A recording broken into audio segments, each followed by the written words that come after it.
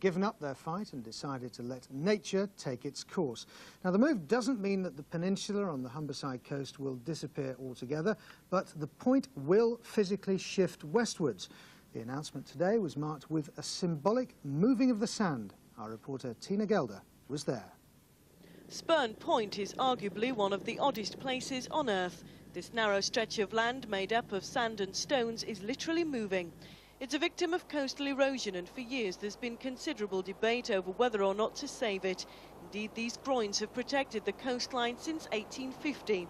But now, following scientific research, conservation groups are giving up their fight against the elements and leaving it to nature. As the sand washes away on the shore, on the North Sea shore, it's actually transferred across to the Humber. Until about 30 years ago, man was actually building groins and sea walls because that was thought to be the best way of looking after Spurn. Those groins are all falling down the seas, moving Spurn, so that we're actually saying, let's accept that process, let's work with it, and we provide a long-term sustainable future for Spurn. And today, the earth certainly moved as a human chain was formed and buckets of sand were transferred to help Spurn on its way.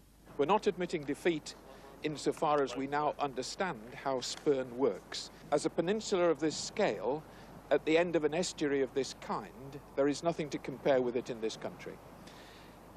The sheer scale of it, the length of it, the fact that you can trace movement historically, this again does make it very worth conserving.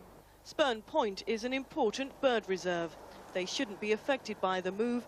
However, the peninsula is also home to the Humber Lifeboat and Humber Pilots. Both organisations face upheaval. If there is a breach, there will be a period when we will have to operate from Grimsby. God forbid that we should have one